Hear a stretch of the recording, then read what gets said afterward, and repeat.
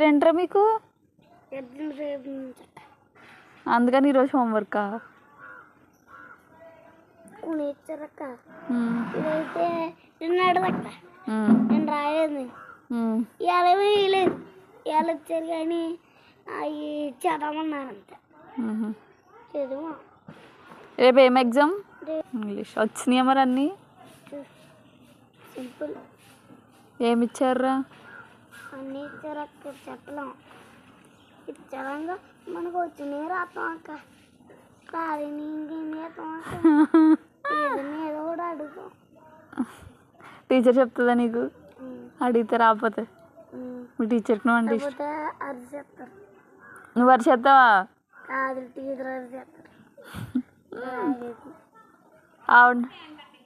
ఆవిడ అడుగుతావా?